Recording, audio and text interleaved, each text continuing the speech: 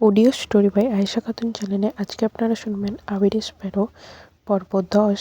লিখেছেন সালমা চৌধুরী। আবির মাথা নিচু করলো, ঠোঁটে হাসি টেনে বলল, আমার পড়াশোনার সাথে এদেশের চাকরিগুলো খুব একটা ম্যাচ করে না। এদেশের সেক্টর বুঝে প্রিপারেশন নিতে নিতে আর অনেকটা সময় লেগে যায়। আমার ধৈর্য খুব কম। মোজাম্মেল খান মৃদু হেসে বললেন, কেন, কেউ কি তাড়া দিচ্ছে? আবির লাজুক ভাব নিয়ে তাকায়। চাচুর এমন প্রশ্নের কারণ খুঁজে পেল না, তবে মনে মনে ঠিকই উত্তর দিল, আপনার মেয়ে আমার স্বপ্নে এসে তাড়া দেয়। মোজাম্মেল খান পুনরায় বললেন, তোমার লাইফ, তোমার সিদ্ধান্ত, কিন্তু তুমি চাইলে আমাদের ব্যবসাতেও জয়েন করতে পারো। আমাদের চিন্তাভাবনা তো ইয়াং জেনারেশনের মতো হবে না। তুমি তানভীর দায়িত্ব নিলে কোম্পানি নতুনভাবে পরিচিত পাবে। আবির গম্ভীর কণ্ঠে বলল, আমরা কি আপনাদের মতো দায়িত্বশীল হতে পারবো? কেন পারবে না? আমি কি সব পারতাম না? তো ভাইজান আমাকে সব কিছু হাতে কলমে শিখিয়েছে। একবার না পারলে বারবার চেষ্টা করতে বলেছেন। আজ গোটা কোম্পানি আমার দায়িত্বে। তেমনি চেষ্টা করলে তুমিও একদিন সফল হবে ইনশাআল্লাহ। আবির মুচকি হেসে বলল, ইনশাআল্লাহ, দোয়া করবেন চাচু। ফি আমানিল্লাহ। মোজাম্মেল খান কয়েক মুহূর্তে নীরব থেকে গুরুভার কণ্ঠে জানতে চাইলেন, ভাইজান কেমন আছেন? আলহামদুলিল্লাহ। আব্বু ভালো আছেন? ভাবি ভালো আছেন? জি আলহামদুলিল্লাহ। মোজাম্মেল খান আবার জিজ্ঞেস করলেন, ইকবালরা কি এর মধ্যে বাড়িতে এসেছিল? না। কাকামণি নাকি সবসময় নাকি সময়ই পান না? সময় তো কারোরই হয় না, তাই বলে সম্পর্ক ছিন্ন করে ফেলতে হবে? এই যে তুমি আসাতে আমার কতটা ভালো লেগেছে তোমাকে বলে বোঝাতে পারবো না। ভাইজানের সাথে কথা হলেই বলি বাসায় আসার জন্য, কিন্তু উনি আসেনি না। আবির চাপা নিঃশ্বাস ছেড়ে নরম স্বরে বলল, আপনিও তো বাড়িতে যান না, আমি কিভাবে যাব বলো? ভাইজান যে সব দায়িত্ব আমার ঘাড়ে দিয়ে গেছেন। ব্যবসায় ফের হলে কখনো রাগের মাথায় বললেন, তো তোমার দ্বারা কিছুই হয় না। আবির নিঃশব্দে হাসল, নীরবে পলক ফেলে ঠান্ডা কণ্ঠে বলল, চাচু একটা কথা বলবো, যদি কিছু মনে না করেন? হ্যাঁ বাবা বলো। এর মধ্যে হালিমা বেগমও এসে বসলেন। আবির মামনির দিকে এক নজর তাকিয়ে বলতে শুরু করলেন, আমি চাই সামনে ঈদটা আমরা সবাই একসঙ্গে পালন করি। আমার অনেক দিনের ইচ্ছা, প্লিজ। মোজাম্মেল খান আবিরের মুখের দিকে তাকালেন। আবিরের দৃষ্টি কোমল, চোখ মুখে আকুতি। মোজাম্মেল খান কিঞ্চিত হেসে বললেন, আমার ভাতিজার ইচ্ছা আমি পূরণ করব না? তা কি হয়? ইনশাআল্লাহ তোমার ইচ্ছা পূরণ করব। হালিমা বেগমের দিকে তাকিয়ে প্রশ্ন করলেন, কি ব্যাপার, তুমি যাবে তো? হালিমা বেগম চোখ ছলছল করছে, শীতল কণ্ঠে বললেন, আমরা 2 দিন আগেই চলে যাব। ঠিক আছে। আচ্ছা। মোজাম্মেল খান কিছু একটা ভেবে আবার প্রশ্ন করলেন, শরীফকে চিনো? জি চাচু, ঈদের একদিন পর বিয়ে। ভালোই হলো, ঈদে বাড়ি গেলে শরীফের বিয়েটাও দেখে আসতে পারবো। আবিরের ঠোঁটে হাসি ঝলক দেখা গেল। মোজাম্মেল খান উঠে দাঁড়ালেন, রুমের দিকে যেতে যেতে বললেন, আমার প্রেশারের ওষুধ খেতে হবে। তোমরা গল্প করো। ঠিক আছে। মোজাম্মেল খান যেতেই আবির বলল, মামনি, তোমার এই বয়সে একা থাকতে বোর লাগে না? আম্মু সারাক্ষণ শুধু বলে হালিমা থাকলে কত ভালো হতো, আকলিমাটাও আসে না।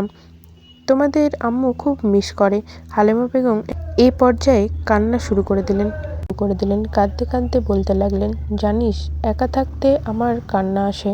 বড় আফার সাথে কাটানো দিনগুলোর কথা খুব মনে পড়ে। তুইও বিদেশে চলে গেলি। মেঘের স্কুল, কলেজ, প্রাইভেট সব কিছু এদিক থেকে কাজে হয়।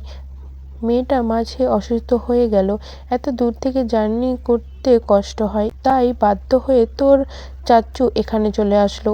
এদিকে ইকবালের কাজের চাপ বাড়লো, ঢাকায় আসতে পারে না, তাই আকলিমাদের নিয়ে গেল ওখানে। সব কিছু কেমন এলোমেলো হয়ে গেল। ভাইজান আর বড় আফা একা এত বড় বাসায় থাকতে পারেন না, সারাক্ষণ কল দিয়ে কান্নাকাটি করেন। তোর কথা মনে পড়ে, আমাদের কথা মনে পড়ে। এসব থেকে দূরে সরাতে ভাইজান হুট করে গ্রামের বাড়ি করার সিদ্ধান্ত নিলেন। তারপর বড় আফাকে নিয়ে গ্রামে চলে গেলেন। এখানে থাকলে তো সপ্তাহে একদিন হলেও যেতে পারতাম, দেখা সাক্ষাৎ হতো। ওখানে কিভাবে যাব বল? আবির নরম স্বরে বলতে লাগলো, আব্বুকে গ্রামে বাড়ি করার কথা আমিই বলেছিলাম। হালিমা বেগম কিঞ্চিত ক্ষিপ্ত হলেন, করুণ কণ্ঠে বললেন, তুই আমাদের মধ্যে দূরত্ব তৈরি করেছিস? আবির এক হাতে নিজের কানে হাত রেখে বলল, সরি মামনি, আমার তখন মনে হয়েছিল আম্মু নতুন পরিবেশে গেলে ভালো থাকবে। সবচেয়ে বড় বিষয়, আমি দেশ ছেড়ে যাওয়ার পর প্রতি পদে পদে দেশের প্রতি টান অনুভব করেছি, মাটির গন্ধ মিস করেছি। তোমাদের কথা কী বা বলবো। তখন একটা সময় মনে হয়েছে ঢাকা ছাড়া আমাদের ঠিকানা কোথায়। আমরা যে কোনো দিন দাদার বাড়ি যাই না, এতে করে আমরা আমাদের পৈতৃক নিবাস হারাতে বসেছি। কিছু বছর পর আমাদের অস্তিত্ব খুঁজে পাওয়া যাবে না। গ্রামে যাতায়াত থাকলে আত্মীয়তার সম্পর্ক গভীর হবে, মায়া বাড়বে। কোনো অনুষ্ঠানে বাড়ি ফেরার আমেজে মন ভরে উঠবে। আমি প্রতিনিয়ত বাড়ি ফেরার জন্য ছটফট করেছি। আমি চাই আমাদের দাদার বাড়িতে যাওয়ার জন্য হলেও আমরা এভাবে ছটফট করি। সারা বছর না যাই, শুধু ঈদে গেলাম, সমস্যা নেই তো? হালিমা বেগম মুগ্ধ চোখে আবিরকে দেখছেন। ছেলেটা বয়স কতটা বা হলো, অথচ ভাবনা তার কতদূর পৌঁছালো।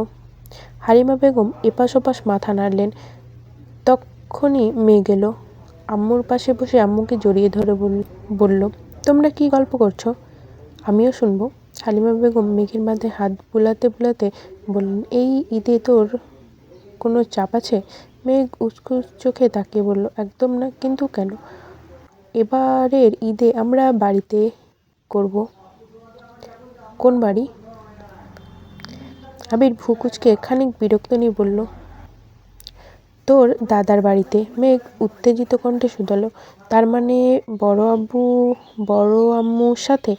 আবির উপর নিচ মাথা নাড়ল। মেঘ আবারও প্রশ্ন করল, মিম আদিরাও আসবে? আবির হেসে জবাব দিল, হ্যাঁ। হালিমা বেগম বললেন, ঈদের পর বিয়েও আছে একটা। মেঘ কথায় পিঠে প্রশ্ন করে বসল, আবির ভাইয়ের বিয়ে? আবির ভীষণ রকমের চমকালো, হতভম্ব চোখে তাকিয়ে রইল। হালিমা বেগম মেঘের হাতে চেপে বললেন, আবিরের বিয়ে না, শরীফের বিয়ে। শরীফকে? সম্পর্কে তোর কাজিন হয়। আবির নিষ্প্রভ হয়ে মেঘকে দেখছে। মেঘ আবিরের দিকে তাকিয়ে আবার প্রশ্ন করল, আপনি বিয়ে করবেন কবে আবির ভাই? মেঘের এমন প্রশ্ন শুনে আবিরের মুখ ভার হলো, চোখ দুটো বন্ধ করে চাপা নিঃশ্বাস ছাড়ল।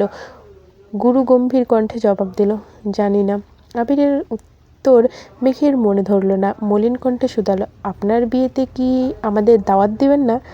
মামনির সামনে কি বলবে বুঝতে পারছে না। এদিকে হালিমা বেগমও মেঘকে থামানোর চেষ্টা করছেন। আবির রাজভারী কণ্ঠে বলল, তোকে ছাড়া আমার বিয়েই অসমাপ্ত থাকবে।